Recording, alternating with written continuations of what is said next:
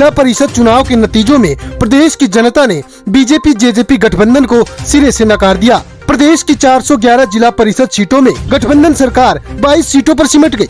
BJP JJP ने मिलकर BJP के सिंबल कमल के निशान पर यह प्रदर्शन किया है।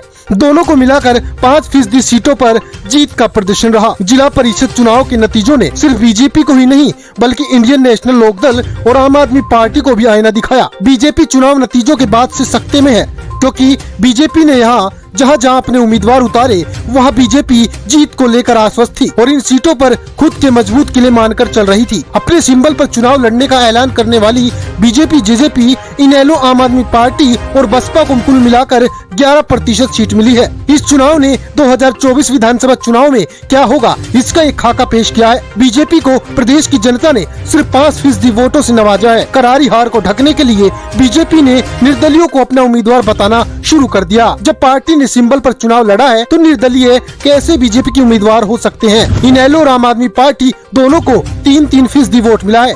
कांग्रेस समर्थित और निर्दलीय उम्मीदवारों ने 87% वोट हासिल कर सरकार के छक्के छुड़ा दिए। बीजेपी जहां हार के बाद अलग अलग तरीके से खुद का बचाव करने की कोशिश कर रही है, वहीं बीजेपी की बी और सी टीम बताई जाने वाली इनेलो और आप महज 3-3% वोट लेकर अपने प्रदर्शन को उम्दा बता रहे हैं। इसके लिए पेड मीडिया को अपना हथियार बीजेपी जेजेपी, इनेलो और आप ने फिर से बनाया है ताकि बुरी हार के चर्चे न हो। बीजेपी जेजेपी की बात करें तो 22 उम्मीदवार मुश्किल से जीते और जो हारे वो कोई आम उम्मीदवार नहीं थे। चुनाव हारने वालों में बीजेपी के दिग्गजों में बीजेपी के कुरुक्षेत्र से सांसद नायब सैनी की पत्नी सुमन सैनी को हार झेलनी पड़ी। दक्षिण हरियाणा में राव इंद्रजीत के खास समर्थक चुनाव हार गए। इनमें से एक सीट पर वो प्रत्याशी जीता जिस पर कई आरोप हैं, जो प्रचार भी नहीं कर पाया।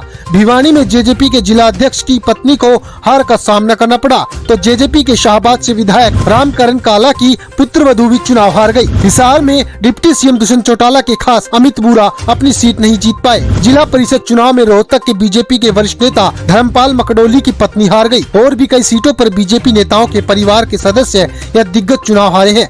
जिला परिषद चुनाव ही नहीं, ग्राम पंचायत में भी बीजेपी जेजेपी के दिग्गज नेताओं को हार का सामना करना पड़ा। बीजेपी नेता कुलदीप बिश्नोई के खास रणधीर पनियार सरपंच का चुनाव हारे। पनियार ने 2019 विधानसभा चुनाव का चुनाव नलवा से कांग्रेस की टिकट पर लड़ा था। जेजेपी के प्रदेश अध्यक्ष निशान सिंह के बेटे त्रिजेंद्र सिंह अपने गाँव मामूपुर से सरपंची का चुनाव हार गए।